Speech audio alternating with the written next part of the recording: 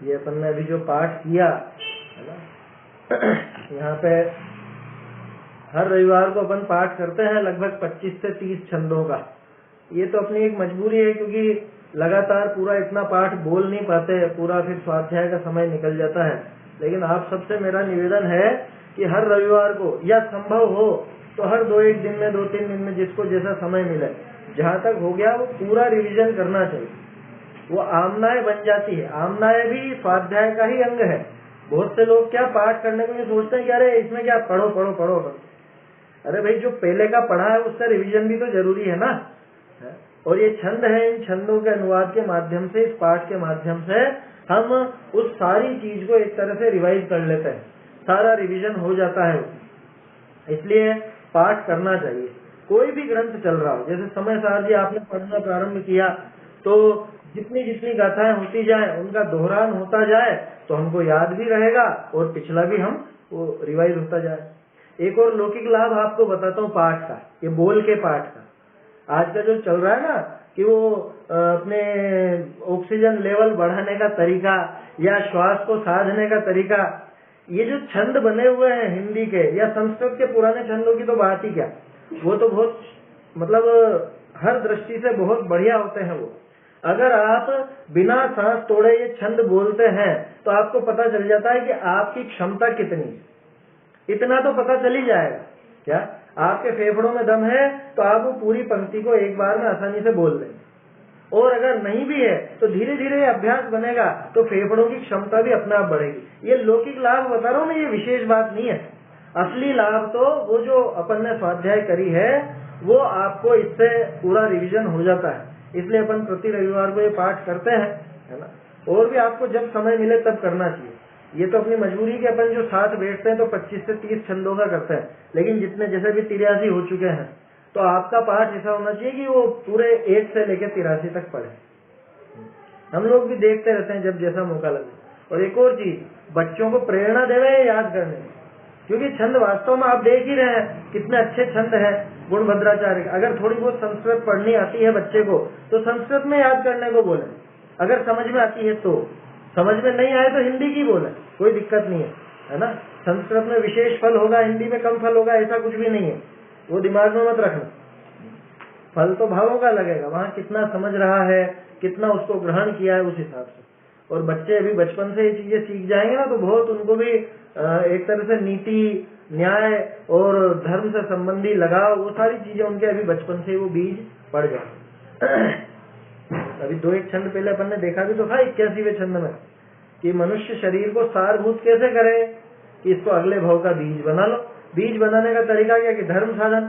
तो ये बचपन से ही बच्चों को ये चीजें याद होंगी तो अपने आप वो धर्म साधन उनका बचपन से ही चालू हो जाएगा। वो बीज भूत बना लेंगे बचपन से। खैर कोई फर्क नहीं पड़ता आप बचपन के हो कि 55 के हो, है ना, लेकिन ये पढ़ें और इसका अभ्यास निरंतर करें, ये मेरा निवेदन है। चलिए विषय देखते हैं, है ना। आज थोड़े कम समय के लिए ही रह पाएगी अपनी स्वाध्याय, देखते हैं जितनी भी देर हो पाती है। हाँ, 83वां छंद अपन ने कल देखा था, और 83वें छंद में अपन ने ये बात देखी कि हे भाई तू सच बोल, ये सच सच बता कि आज तक ये जो तेरे बंधुजन हैं इन्होंने तेरे हित के लिए क्या बंधु कृत्य किया, क्या इन्होंने अपना कर्तव्य निभाया। लौकिक लोगों के नजर में तो कर्तव्य निभाने का अर्थ ये होता है कि हाँ माँ बाप का ध्यान रखा कि नहीं है, उनके स्वास्थ्य का ध्यान रखा कि नहीं, बीमार हैं तो उनको दवाई वगैरह दी या नहीं दी है, या जो भी है ना, कि उनको जैसा वो चाहते हैं वैसा काम करके बताया कि नहीं। तो बस हाँ ये इन्होंने कर्तव्य निभाया। यहाँ कहते हैं ये कर्तव्य नहीं था। बंधुजनों का कर्तव्य क्या, कि सही मार्ग में लगाए, धर्म मार्ग में लगावे। बंधुजनों का कर्तव्य कितना है कि कोई पाप मार्ग में लग रहा हो, है ना, पाप कार्यों में लगा हो तो उसको छुड़ा के धर्म मार्ग में लगने की प्रेरणा दे, कैसे भी करके, चाहे लोभ से, चाहे भय दिखा करके, चाहे डांट कर फटकार कर, कैसे भी करके। बंधुजनों को, बंधुजन का दायित्व तो ये है, जैसे मान लो मेरा बालक है ना, तो मेरा दायित्व क्या है, उसको सही मार्ग बताऊं, सही दिशा दिखाऊं। प्रेम से समझे तो प्रेम से, डांट कर समझे तो डांट कर, कैसे भी करके, जैसे आचार्य देव ने लिखा ना अई कथम भी मृत्वा, तो कैसे भी करके धर्म मार्ग में लगाना ये बंधुजनों का कर्तव्य है। अब आचार्य देव अपने से पूछ रहे हैं कि तू सच बता, सत्यम वद, कि आज तक कि तेरे जो बंधुजन हैं, जो भी बंधुजन रहे, उन्होंने तेरे हितार्थम, तेरे हित के लिए कोई ऐसा काम किया क्या है, बंधु कृत्य किया क्या? बंधु कृत्य माने बंधुओं का कार्य करने लायक कार्य, वो किया क्या? अपन लगा करके देखें, स्वयं पे भी लगावे, क्या तूने किया, क्या तूने अपना दायित्व तो निभाया या नहीं निभाया, ये हमको देखने लायक है। कि वो इतना ही मात्र कार्य करते हैं बंधुजन, कितना कि आखिर में जाकर के ये तुझको जला के आ जाएंगे। कि मुझे कहाँ जलाएंगे, शरीर को जलाएंगे। अरे तू खुद को शरीर मानता है या नहीं? तू शरीर मानता है तो तुझे ही जलाएंगे, ऐसा समझना। क्योंकि अगर दिमाग में ये बैठा है कि ये मैं हूँ, ये जो नजर आता है ये मैं हूँ, तो फिर किसको जलाएंगे वो? फिर तो तुझे ही जलाएंगे। और अगर इतनी समझदारी आ गई है कि ये मैं नहीं हूँ, मैं तो आत्मा हूँ, मैं शरीर से भिन्न हूँ, तब फिर चिंता की बात नहीं, और उसके लिए उपदेश भी नहीं है, क्योंकि वो समझदार है, वो समझ जाएगा कि बंधुजनों का कर्तव्य कितना था और इन्होंने कितना निभाया। देखिए, अर्थ पढ़ना है अपने को, इसका अर्थ और भावार्थ दोनों ये देखने हैं। चलिए, अर्थ, तू साच कही, क्या कि सच सच बोल, जो ते संसार विषय बंधु जनते बंधुनी करी करने योग्य है, करने योग्य हित रूप प्रयोजन किछु भी पाया है? कि क्या आज तक तूने बंधुजनों से कुछ उनको अपना हित रूप कार्य करते हुए पाया क्या? कि नहीं वो हमारा पूरा ध्यान रख रहे हैं, सब सेवा कर रहे हैं, हाथ पांव दबा रहे हैं, अब दवाइयाँ गोलियां दे रहे हैं। अभी कोरोना काल में तो सब एकजुट हो गया ना, कि सब बहुत बहुत ध्यान रख रहे हैं सब एक दूसरे का, है? ये बंधुजनों का कार्य है, इतना मात्र कार्य है क्या? क्या कह रहे हैं कि तू साच कही, जो ते मतलब तूने संसार विषय बंधु जनते बंधुनी करी करने योग्य हित रूप प्रयोजन किछु भी पाया है? सो तो किछु भी कुटुम्ब ते हित भया दीसता नहीं। लो, एक भी कुटुंबी जन से अपना हित हुआ दिखता नहीं है, कि यहाँ पे नजर नहीं आता कि कोई ऐसा हित का काम करा। हित का काम, असली हित के काम की बात कर रहे हैं अपन। अभी कोई लौकिक व्यक्ति सुने ना तो वो तो सोचेगा ये किसी बात कर रहे हैं आचार्य देव। हित का कार्य करते ही है, माता पिता बालक का हित करते हैं, बालक बड़ा होकर माता पिता का हित करता है, परस्पर उपकार की बात चलती रहती है। यहाँ पे पारमार्थिक हित की बात है भैया, किया या नहीं किया, उनसे कुछ पाया या नहीं, जिसने पाया हो समझ लेना उसके तो वास्तव में पुण्य का बहुत उदय है। जिसने अपने बंधुजनों से वास्तविक हित का कारण पाया हो, है ना, वो जो मुमुक्षु होता है ना, जो स्वाध्यायी होता है, उसी के घर में होती है बस वो बात। क्या वहां पे बंधुजनों से अपने को धर्म का मार्ग मिल जाता है। होते हैं ना परिवारजन, ऐसे भी होते हैं, दो ही तरह के होते हैं परिवारजन। तो वास्तव में वहाँ परिवारजन से ज्यादा वो साधर्मी बन जाते हैं, ऐसा समझना। वो साधर्मी है फिर क्योंकि परिवार का काम तो लौकिक राग रंग में उलझाने का ही है, वहाँ राग द्वेष बढ़ाने का ही है। क्या आज महावीर स्वामी का जन्म कल्याणक दिवस है ना? महावीर स्वामी ने भी देखा कि कोई बंधुजन ने कोई हित का काम नहीं किया, तो उन्होंने पूरी दुनिया को हित का मार्ग बता दिया। महावीर स्वामी असली बंधु थे ना, बंधु कृत्य तो उन्होंने किया ना, हित का मार्ग तो उन्होंने बताया ना सबको। ये बंधु कृत्य उन्होंने किया, आया समझ? ऐसा बंधु कृत्य करने लायक है। बंधु कृत्य माने अपना दायित्व, अपना जो समझ लीजिए रिश्तेदारी का दायित्व है, रिश्ते नाते का जो दायित्व है वो करने लायक। क्या कह रहे हैं? सो तो किछु भी कुटुम्ब ते हित भया दीसता नहीं, कि वो तो कुछ भी ऐसा नजर नहीं आता, कुटुंबी जनों से तेरा हित होता हुआ दिखता नहीं है। केवल इतना ही उनका उपकार भाष्य है जो तेरे मुँह पीछे इकट्ठे होए करी है, ते सवे रीस शरीरता को भस्म करे। वो सारे के सारे इकट्ठे होकर के तेरे शरीर को भस्म कर देते हैं। इतना मात्र उपकार उनका नजर आता है, और कोई उपकार उनका नजर आता नहीं। हो जाता है ना सबके सब इकट्ठे। अब इस समय तो इकट्ठे भी नहीं हो रहे कोई मर भी जाए, रिश्तेदार मर जाए तो इकट्ठे नहीं हो सकते। तो बोलो वो इतना उपकार भी नहीं हो रहा। तो अभी पहली बात तो यहाँ ये विचार करना चाहिए कि ये शरीर को भस्म करना, इसमें उपकार क्या हुआ? आचार्य देव इसको उपकार क्यों कह रहे हैं? इसको इस दृष्टि से देखना कि ये जगत का असली स्वरूप यहाँ पे उन्होंने दिखाया। असली स्वरूप दिखाया ना। सब रिश्तेदारों ने क्या किया कि जिसके हाथ पांव दबाते थे, शरीर के हाथ पांव दबाते थे, और किसके? आत्मा के तो कोई हाथ ना पांव। किसके हाथ पांव दबाए, किसको दवाइयां दी, किसका क्या करा कि देखो इसी को सब दिया ना, ये जो दिख रहा है इसी को सब दिया करा ना, इसी को जाकर के सारे जला के आ जाएंगे, सब इसी को जाके जला के आ जाएंगे, है ना, भस्म कर देते। देखो एक चीज और मुझे अभी ख्याल में आई, ये लिखा ना भस्मयंती। कुछ दिन पहले अपनी चर्चा चली थी, शायद आत्मानुशासन के समय पर ही चर्चा चली थी, वो कि अपने यहाँ पे जलाने का विधान था कि गाड़ने का विधान था, इस तरह की कुछ बात उठी थी पहले अपन ने चर्चा की थी एक दिन। तो देखो यहाँ भी आचार्य देव भस्मयंती कह रहे हैं, क्या शुभम, है ना, ध्यान रखना। पहले चर्चा हुई थी ना कि गाड़ने का भी उल्लेख आया, तो वो उल्लेख प्रामाणिक है कि नहीं पहले वो जांचना चाहिए अपने को। दूसरी बात, आचार्य देव ने लिखा ना यह भस्मयंती, तो देखो गुणभद्राचार्य भी इस मान्यता के थे कि जलाया ही जाता है शरीर। ये हालांकि प्रकरण अलग था, अलग प्रकरण की बात थी, लेकिन इससे भी ये सिद्ध होता है, क्योंकि आचार्यों ने क्या लिखा है, मृत्यु के बाद करने का क्या क्या करने का लिखा है, गाड़ने का लिखता है। अगर ऐसा होता तो यहाँ कह रहे हैं भस्मयंती, इस काय को भस्म कर देंगे। भस्म कर देंगे मतलब जला देंगे। कृष्ण आदि को भी जलाया ही गया था। हाँ, हरिवंश पुराण आदि में कृष्ण जी वगैरह इन सबको जलाने का ही उल्लेख आता है, और दूसरे पुराणों में भी जो कथन आता है वो जलाने का ही आता है। और सबसे बड़ा तर्क अपन ने उस दिन भी देखा था कि तीर्थंकरों का जो निर्वाण कल्याणक होता है वो अग्नि कुमार जाति के देव मायामयी शरीर बना के उसको भस्म करते हैं, जलाते हैं। अगर गाड़ने की परंपरा होती तो कुछ न कुछ गाड़ने का उल्लेख तो आता। पुराणों की छोड़ो, अपन तो सबसे ऊंची बात करें ना तीर्थंकरों का ही कुछ न कुछ मायामयी ऐसी कुछ है, वो समाधि वगैरह कुछ बना दी जाती, कुछ इस तरह का कर दिया जाता, या वो नाखून और बाल बचे थे तो उनको ले जाके गाड़ देते। ऐसा गाड़ने का तो आया ही, भस्म करने का ही आया है, इसलिए वो बात जमती नहीं। और जैसे कृष्ण जी का उदाहरण है ना, तो उनको अगर गाड़ते भी तो जब उनका 6 महीने तक ही नहीं सड़ा तो गाड़ने पे कहीं का सड़ जाता।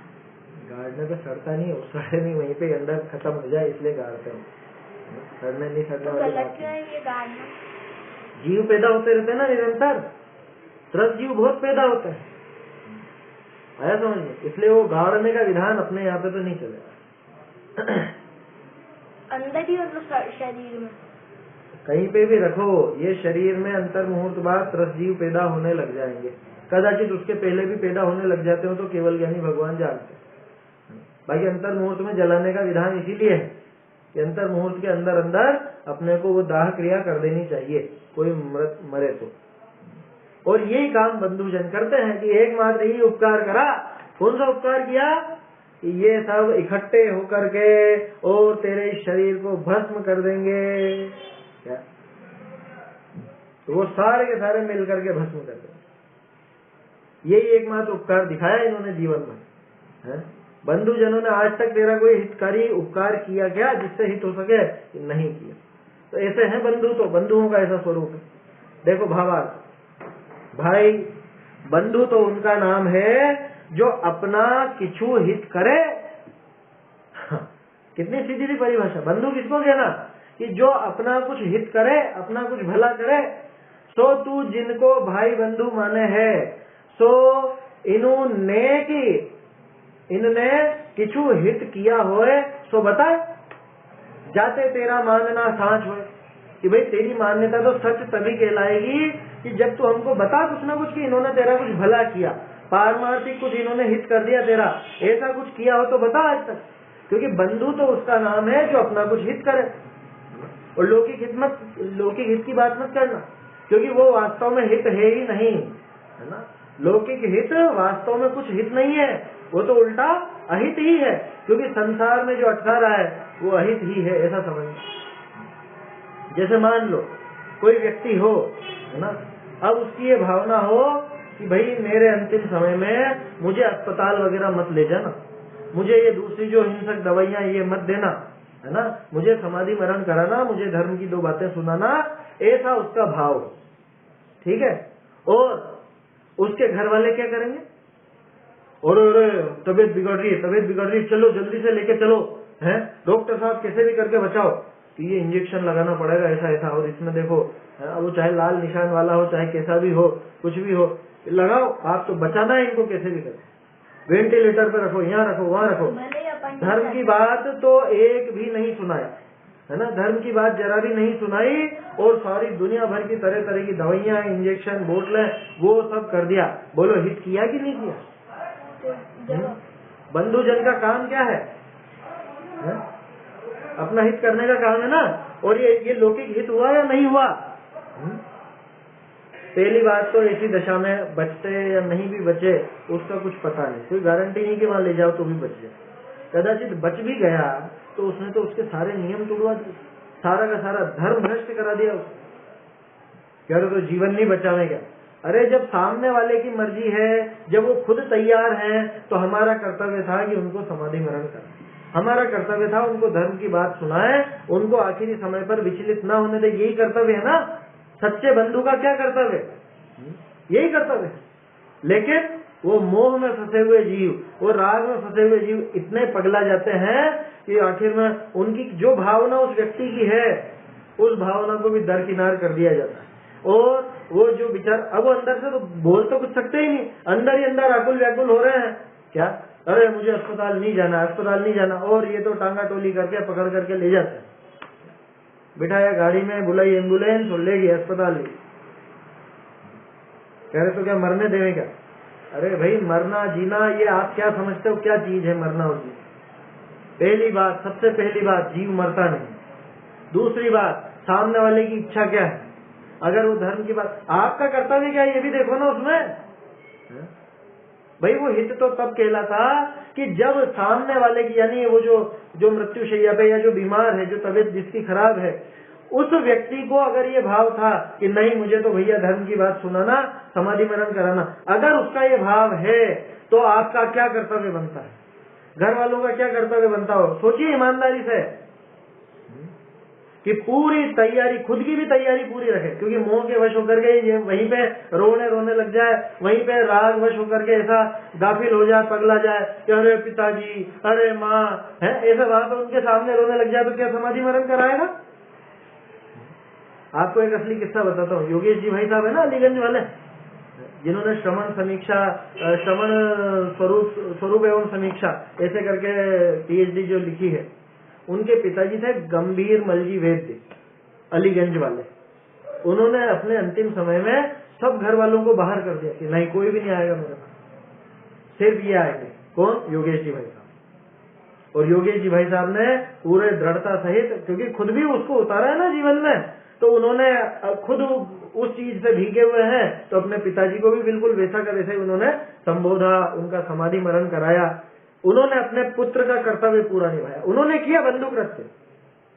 अभी कुछ समय पहले उत्तम चंद जी सिवनी साहब का भी, उनका भी सुनने को मिला था। उनके जो सुपुत्र हैं डॉक्टर विवेक जी भाई साहब, उन्होंने भी बहुत अच्छे से उनका समाधि मरण कराया और अंतिम क्रियाएं भी बिल्कुल तय समय के अंदर ही सब करी। ऐसा सब सुनने में आया। तो ऐसी बातें सुन के बहुत प्रेरणा मिलती है, उत्साह बढ़ता है। क्या है हमारा दायित्व?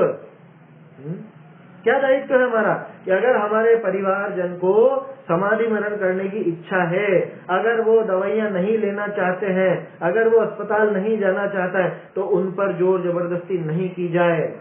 बहुत से लोग मेरी इस बात से असहमत हो सकते हैं, लेकिन आप विचार करो ना, सामने वाला जीव तैयार है, वो आगे बढ़ करके धर्म मार्ग में आगे बढ़ना चाहता है, तो आप क्यों फालतू में उनको वहां पे धकेल रहे हो गड्ढे में, और पाप के मार्ग में क्यों लगा? हमारा दायित्व तो बनता है कि उनको उनकी भावना, अगर वो कहें कि नहीं मुझे बेचैनी हो रही है, मुझे दवाई वगैरह दो, तो दो, देना दवाई। उसमें भी प्रासुक औषधि की प्रमुखता रखना। अगर वो घबरावे तो पहली बात तो आकुल व्याकुल ना हो, इस तरह की उनसे प्रेमपूर्ण बात करे, उनको संबोधे, समझाए, ये होना चाहिए। ये दायित्व है बंधुओं का, ये बंधुजनों का दायित्व है। आया समझ में? अरे भाई साहब कहने की बातें हैं, बहुत से हैं इस तरह के मित्र भी हैं हमारे, क्या करें, वो इस तरह की बात करते हैं, ये कहने की बातें हैं, थ्योरी है, थ्योरी प्रैक्टिकल में नहीं होता। कैसे नहीं होता भैया, देखा है, हमने देखा है ऐसे, क्यों नहीं होता प्रैक्टिकल, किया जा सकता है। भागचंद जी का जीवन देखिए आप, भागचंद जी का जीवनी पढ़ेंगे तो यहाँ पे कहाँ पे मंदसौर में आकर के उन्होंने समाधि मनन किया, बाकायदा पूरी सब विधि से किया, और दिन रात के 2 या 3 बजे देह छोड़ी, ये सब पूरा उल्लेख आता है। आखिरी समय पर मंदसौर में थे भागचंद जी, जिनका सत्ता स्वरूप है, जो पहले मैंने ढूंढने की कोशिश भी की थी, आप लोगों से बोली थी। तो बहुत है ऐसे प्रेरक प्रसंग, बहुत है, उनसे प्रेरणा लेनी चाहिए। भाई सामने वाला जीव अपना काम क्या है, कुल मिला के बंधु का कृत्य क्या है, आकुलता मिटाना है ना, आकुलता का नाश करना। अब सामने वाला व्यक्ति अगर वो तैयार है समाधि मरण के लिए, संबोधन के लिए, तो उनको प्रेम पूर्वक संबोधन देना चाहिए। अगर वो आकुल व्याकुल हो रहा है तो दवाइयां सारी सामने ला करके पहले रख लो, दो मत, पहले रख लो। ये विधि है, ये विधि है समाधि मनन में, उनको बताओ। जैसे आपको प्रसंग ध्यान हो तो मुनिराज का प्रसंग आता है, वो आकुल व्याकुल हो गए, अरे बहुत प्यास लग रही है, मतलब आखिरी समय था और बहुत प्यास लग रही है और ऐसा वैसा, तो दूसरे जो निर्यापक आचार्य होते हैं, निर्यापक मुनिराज होते हैं, वो पहले उनको उपदेश नहीं देने लगे, वो वहां उनके पास में उनको पानी रख दिया कि देखो भाई पानी तो लिया है, यही रखा है, आपको पीने का मन हो तो पिला भी देंगे, लेकिन विचार करो कि जीवन भर जो आपने तप किया है, जीवन भर जो आपने धर्म मार्ग में अपने को लगाया है, आपने अपने आत्मा का अनुभव किया है, और इतना सब आप धर्म मार्ग में आगे बढ़े हो, एक जरा सा थोड़ी सी देर के लिए आप इस आकुलता के कारण वो सारा धर्म को नष्ट कर देना चाहते हो, वो सारी उस क्रिया को क्या कहें, बिल्कुल आग लगा देना चाहते हो, नष्ट कर देना चाहते हो। जीवन भर जो आपने संयम से रहे, आप जीवन भर आपने जो संयम का पालन किया, उस संयम को आप नष्ट कर देना चाहते हो क्या? ये फिर कब वो दवाई या वो जो पानी की बात थी वहां, तो वो पानी सामने ला करके रखे और फिर उनको प्रेम से समझा। ऐसे ही दवाई वगैरह ला करके रख देना और फिर प्रेम से समझाना कि भाई देखो इस दवाई में तो ऐसा ऐसा है, ये दोष है, आपको लेनी है क्या? लेनी हो तो हम तो ला रखी है हमने, हम तो दे देंगे, हमें दिक्कत नहीं है, लेकिन आप विचार कर लो। जीवन भर आप धर्म मार्ग में रहे, आपने धर्म का उपदेश दिया, आपने धर्म का उपदेश लिया है, जीवन भर आपने स्वाध्याय आदि करके तत्व चिंतन को बढ़ाया, अब आखिर में आप क्या ये लेना चाहते हो क्या? ऐसे प्रेम से संबोधन कर, प्रेम से उखड़ के नहीं कि क्यों याद आ गई सब, ये जीवन भर तो बहुत बातें बनाते थे, अब मालूम पड़ रही है, ऐसे ऐसे नहीं, टोंटबाजी नहीं करना ऐसे व्यक्ति से। वो तो आखिरी समय है उनका, तो अच्छे से प्रेम पूर्वक संबोधन होना चाहिए। समाधि मरण कराना प्रत्येक बंधु का दायित्व है, ये बंधु कृत्य है, ये पक्का मानिए। या धर्म मार्ग में लगाना, समाधि मरण करना, ये बंधु कृत्य है। कितने लोग कराते हैं? यही तो कह रहे हैं आचार्य देव कि तू देख कि ये भाई बंधु कौन है, क्या इन्होंने अपना बंधु कृत्य किया? इन्होंने तो सिर्फ एक उपकार किया तेरे शरीर पे, कौन सा? कि मरने के बाद इसको जला दिया, सड़ने नहीं दिया, मरने के बाद इसको जला दिया, ये इतना मात्र उपकार इन्होंने किया, और कोई उपकार नहीं किया। और वो भी आजकल तो कौन करता है, आजकल कहाँ बंधुजन कर रहे हैं, अब तो अस्पताल वाले ही कर रहे हैं सब। समझ में ही बात। तो वास्तव में देखा जाए तो जगत में ये जो बंधुजन है, तन धन पुत्र मित्र परिवार, ये जितने भी हैं, ये सारे के सारे वास्तव में राग बढ़ाने लायक नहीं है। क्यों? कि ये वास्तव में तेरे बंधु नहीं है। भाई बंधु तो उनका नाम है जो अपना किछु हित करे। सो तू जिनको भाई बंधु माने है, सो इनने किछु हित किया होए तो बताए, जाते तेरा मानना साचा हो कि तेरी मान्यता गलत है। कौन सी मान्यता गलत है? कि ये मेरे बंधुजन है, ये मेरे प्रियजन है, कि गलत है तेरी मान्यता, झूठ है तेरी मान्यता। क्यों झूठ है? कि तू बता हमको, इन्होंने कौन सा बंधु कृत्य किया, आज तक कौन सा इन्होंने अपना फर्ज निभाया? एक मोह में डालने के अलावा, राग में राग द्वेष आदि बढ़ाने के अलावा इन्होंने कौन सा उपकार कर दिया तेरा, ये बता। है यहाँ पे कोई आप कह सकते हो कि नहीं साधर्मी भी तो होते हैं, धर्म मार्ग में लगाने वाले भी तो हैं, अपन लोग लगाते तो हैं, वो अपवाद है। 99.99% अपना बंधु कृत्य नहीं निभाते। वो जो 0.001% है ना, उतना मात्र मान लेना कोई निभावे तो। स्वाध्यायी लोग या समझ लीजिए मोक्ष मार्ग में लगे हुए जीव, ये ऐसे कितने हैं जो अपने घर वालों को भी धर्म का उपदेश दें। ज्यादातर तो टांग खींचने वाले हैं, ज्यादातर तो नीचे गिराने वाले हैं, है ना। रिश्तेदारों में आपने देखा होगा, सबके ही होते हैं तरह तरह के रिश्तेदार। कैसे टांग खींचने वाले? टांग खींचने वाले माना है जो धर्म मार्ग में आगे बढ़ रहा हो, उसकी मजाक बनाना, उसकी हंसी उड़ाना, या उसको कैसे भी करके शिथिल करना, ऐसे काम होते हैं रिश्तेदारों रिश्तेदारों की यही जिम्मेदारी है कि इसको मोक्ष मत जाने देना, इसको गिरा देना नीचे क्या यही है रिश्तेदारों का काम? और क्या है? अभी आगे देखेंगे अपन कैसे संसार में फंसाते हैं रिश्तेदार। देखिए क्या कह रहे हैं, सो इनने किछु हित किया हो तो बता, जाते तेरा मानना साचा हो। कि तेरा मानना बिल्कुल भी सच्चा नहीं है भाई। जो बंधुजन धर्म मार्ग का उपदेश दें वो सच्चे बंधुजन है, और वास्तव में फिर वो बंधुजन नहीं रह जाते, वो तो साधर्मी जन हो जाते हैं। क्या ऐसे वो साधर्मी जन है, बाकी तो सब भाई बंधु है।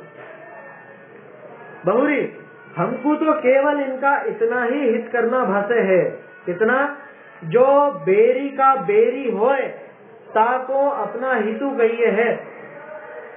सो तेरा बेरी शरीर था, सो तेरे मुँह पीछे मिलकरी इनने शरीर को दग्ध किया, तेरा बेर का बदला लिया। क्या कि ये शरीर तेरा बेरी है ना, शरीर दुश्मन है ना। कथन है चरणान योग में, इस तरह का भी कथन चलता है। वास्तव में तो क्या बेरी और क्या मित्र, शरीर तो शरीर है, वहाँ पे तो विरक्ति का भाव होना चाहिए, समरस होना चाहिए। तो आचार्य देव कह रहे हैं ये शरीर बेरी है ना वास्तव में, तो तेरा बेरी था ये। अब क्या कह रहे हैं, जो बेरी का बेरी होए ताको अपना हितु कहिए। सो तेरा बेरी शरीर था, तो तेरे मुँह पीछे, तेरे मरने के बाद मिलकर इनने शरीर को दग्ध किया, तेरा बेर का बदला लिया। कि तेरी दुश्मनी थी ना इस शरीर से, तो इन सबने मिलकर के इस शरीर को जला दिया, तेरे जाने के बाद इस शरीर को जला दिया। ऐसे यहाँ युक्ति करी कुटुम्ब ते हित होता न जानिए, न जानी राग न करना, ऐसी शिक्षा दी। क्या कहा? इसलिए यहाँ पर आचार्य देव ने ये बता दिया कि इन कुटुंबी जनों से कुछ भी हित होता नहीं है, कुछ भी भला होता नहीं है।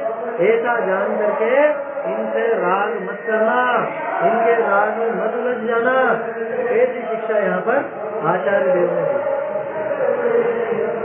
अब देखो आगे तर्क करें कि जो विवादिक कार्य बंधु जनते हुए ऐसी प्रतीति है, काटे तिस बंधु जनते हितरूप कार्य कैसे न हुए, ऐसी आशंका करी उत्तर करें। एक में सुनते हैं, ये शोर आ गया।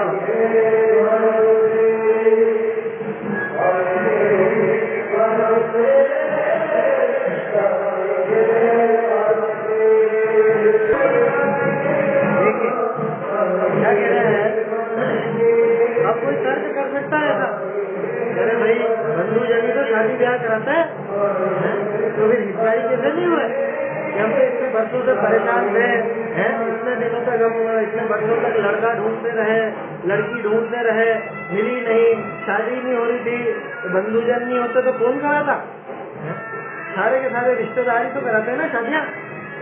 आजकल तो क्या बोलते हैं उनको, एजेंसियां भी चल रही है ना इस तरह की, शादी ब्याह कराने की। एजेंट होते हैं वो पैसे लेकर के शादी ब्याह कराते हैं, बहुत सी बात तो फंसा देते हैं। अरे वो क्या फंसाते हैं, वास्तव में रिश्तेदार भी फंसाते ही हैं शादी ब्याह करा के। ये आचार्य देव दिखा रहे क्या करा सामने वाले ने प्रश्न कि जो विवाह आदि कार्य बंधु जनते हो है, ऐसी प्रतीति है कि विवाह आदि कार्य किससे होते हैं बताओ? अगर रिश्तेदारियां नहीं हो ज्यादा तो पता ही नहीं चले कहाँ पे लड़का है कहाँ पे लड़की है, कैसे कैसे संबंध बने। ताते तिस संबंध जनते, तिस बंधु जनते हित रूप कार्य कैसे न हो, यह आचार्य देव आप कह रहे हो कि बंधुजन अपना बंधु कृत्य नहीं निभाते, ये बंधु कृत्य निभाया तो सही, बंधुजनों ने शादी ब्याह कराई तो सही, कैसे नहीं करा हमारा हित? हमारा हित तो करा। ऐसी आशंका करी, उत्तर कहे। अब यहाँ पे उसका उत्तर देखो क्या कह रहे हैं, देखिए छोटा सा छंद है, बहुत बढ़िया है, लेकिन याद रखने लायक है प्रत्येक को। जिनकी हो चुकी है शादी उनको भी, और जिनकी नहीं हुई है अभी होनी है उनको भी। बोलते हैं जन्म संतान संपादी, जन्म संतान संपादी, विवाहादि विधायिना, विवाहादिधायिना, स्वापरेस्य सकृत प्राण, स्वपरिपरस्य कृत प्राण, हारिणो न परे परे, हारिणो न परे परे, जन्म संतान संपादी, जन्म संतान संपादी, विवाहादि विधायिना, विवाहादि विधायिनः, स्वापरेस्य सकृत प्राणो, स्वापरेस्य हारिणो न परे परे, हारिणो न परे परे, विवाहादि संसार विधायक कार्य स्वजन जो करते हैं, वे शत्रु अन्य नहीं, एक बार प्राण जो हरते हैं। क्या कह रहे हैं? कोई शत्रु हो, शत्रु दुश्मन, वो क्या करता है? एक बार प्राणों को हरता है ना? एक बार प्राणों को हरता है। बोलो वो दुश्मन है कि ये जो कुटुंबी जन है, अपने सगे संबंधी है, वो दुश्मन है। यहाँ क्या कह रहे हैं आचार्य देव? जन्म संतान संपादी, जन्म संतान, जन्म संतान माने संतान आदि के जन्म की बात नहीं है। जन्म संतान माने जन्म की संतति, जन्म मरण की संतान, यानी जन्म मरण की परंपरा। संतान का अर्थ परंपरा भी होता है ना? संतति बोलते हैं, परंपरा बोलते हैं, ऐसे अलग अलग शब्द आते हैं इसके लिए। तो जन्म रूपी परंपरा, जन्म की जो परंपरा चल रही जन्म मरण की, इसके संपादी, संपादी माने इसका संपादन करने वाले, यानी कि जन्म मरण आदि की परंपरा को बढ़ाने वाले, जन्म मरण की परंपरा को बनाए रखने वाले कौन? कौन? विवाह आदि विधायी न, विवाह आदि कार्यों के विधायी जीव। विधायी माने जिन्होंने उस विवाह आदि कार्य का संपादन किया है, जो जिन्होंने वो काम करवाया है, विधायी बोलते हैं। जैसे होती है ना विधायिका, विधायिका, कार्यपालिका, न्यायपालिका, ऐसे तीन स्तंभ इसके बताए जाते हैं अपने, क्या बोलते हैं, डेमोक्रेसी के, लोकतंत्र के। तो विधायिका का काम क्या है? कि उस काम को करवाना, क्या जो नियम कायदे आदि बने हुए हैं, जो न्याय आदि है, उसका पालन करवाना है ना, वो अधिकार है या कर्तव्य है उनको लागू करवाना, उसको विधायिका कहा जाता है। तो जो विवाह आदि के विधायक हैं, माने विवाह आदि जिन्होंने संपन्न करवाया है, वो कौन? स्वाह, स्वाह, स्वाह माने स्वजन, कि वो स्वाह परे, पर किसको कहते हैं? पर का एक अर्थ तो होता है पराया, दूसरा, लेकिन यहाँ पर का वो अर्थ नहीं। पर शब्द के अनेक अर्थ हैं। पर का अर्थ परंतु भी है, पर का अर्थ उत्कृष्ट भी है, श्रेष्ठ भी है, पर का अर्थ दूसरा भी है, और पर का अर्थ शत्रु भी होता है। आया समझ में? जिन्हें ध्यान नहीं है तो नोट कर लेना। पर शब्द माने यहाँ पे शत्रु के अर्थ में। पिछले छंद में भी जो पर शब्द आया था ना, एतावदेव परम अस्ति, वहां पे भी परम शब्द था। तो पर शब्द शत्रु के लिए भी होता है। समझ में आया? स्वजन का अर्थ तो मित्र से, और पर माने शत्रु। तो स्वा परे अस्य, अस्य तो आगे लग जाएगा। स्वा, ये स्व जो है, जितने भी स्वजन है, कौन से स्वजन? कि जिन्होंने पकड़कर तेरी शादी करवा दी है, जिन्होंने तेरा विवाह संपन्न करवाया है।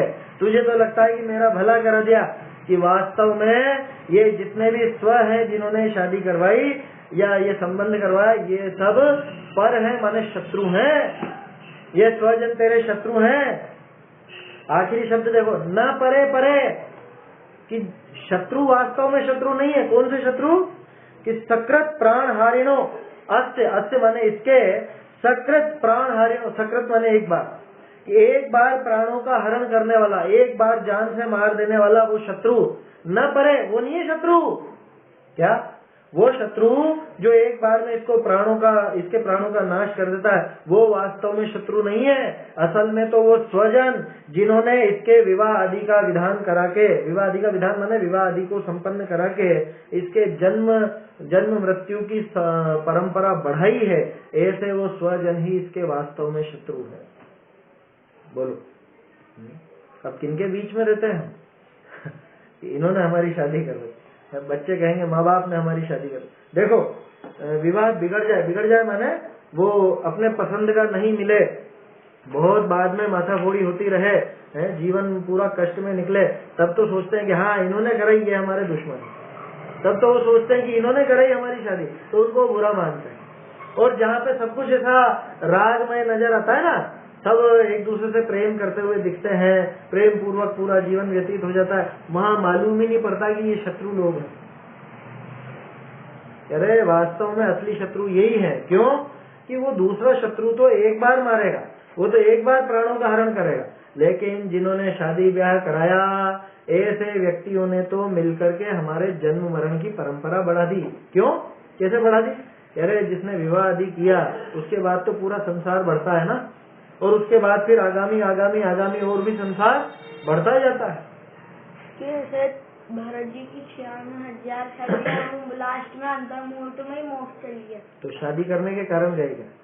सब कुछ छोड़ के गए ना। नहीं, मैं यूँ कह रहा हूँ कि आप कह रहे हो ना कि शादी तो संसार बढ़ता है। हाँ, उनके तो बड़ा, उनके तो अंतर मुहूर्त, उन्होंने वो शादी को छोड़ा ना, जो शादी में ही पड़े रहे, जीवन भर उसी में पड़े रहे, उनका तो संसार ही बढ़ेगा। जीवन भर गृहस्थी में पड़े रहेंगे तो उसका तो संसार बढ़ेगा। उन्होंने गृहस्थ दशा छोड़ी या नहीं छोड़ी? बस तो फिर शादी के कारण उनको क्या मोक्ष हो गया ये जल्दी? कि उन्होंने 96,000 करी तो इस वजह से वो 48 मिनट में चलेगा। समझ में ही बात? कहने का अर्थ ये है कि वो गृहस्थ दशा में उन्होंने बांधा। जिन लोगों ने हमको गृहस्थ, भाई सीधी सी बात है, इस संसार के बढ़ने का कारण कौन? गृहस्थ। आगामी जन्म मरण संसार को बढ़ने का कारण कौन? की गृहस्थी। तो इस गृहस्थी को बढ़ाने में जिन्होंने योगदान दिया, जिन्होंने इस गृहस्थी को बढ़ाने में अपनी भूमिका निभाई, वास्तव में वो ही हमारे शत्रु हैं।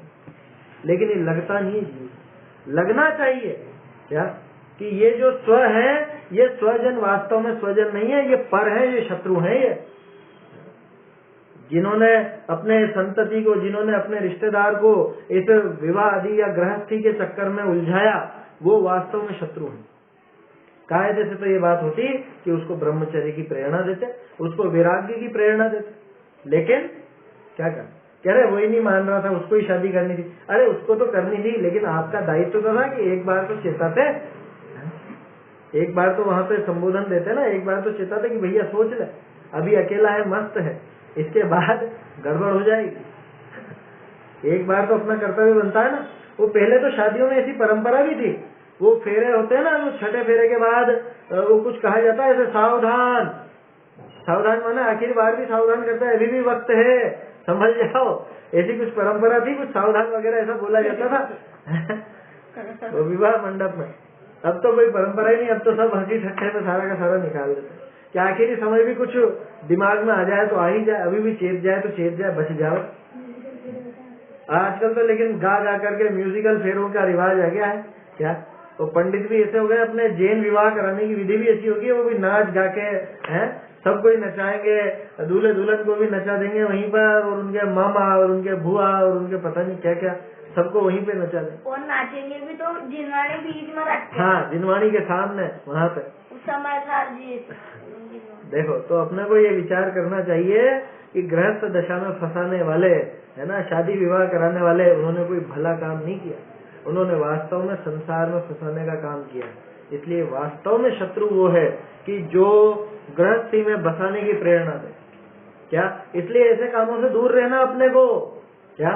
बहुत सौ की आदत होती है ना, खुद के घर वालों की तो सबकी हो गई शादी, और वो देखते रहते, अरे ये लड़की है, इसका एक काम करो, उनके लड़के से संबंध बिठाओ, या ये लड़का है, इसका वो लड़की है, उनकी अपने वो रिश्तेदार है फला फला, उनका इनसे संबंध करा दो। मतलब उनके दिमाग में यही चलता रहता है कि इसकी इससे शादी कराना, इसकी शादी कराना। अरे भैया, तू खुद ही फंसा हुआ है और दूसरों को भी फंसा करके ये शत्रुता बढ़ा रहा है। वास्तव में वो शत्रु है, जो इस संसार में जीव को फंसाता है, वो शत्रु है, ऐसा समझना है ना। समय हो गया है, इस छंद का अर्थ और भावार्थ अपन आगे देखेंगे। चैतन्य का स्मरण प्रतिक्षण ही करो रे, भव के अनंत दुख को क्षण में हरो रे, अक्षय अनंत निज सौख्य निधान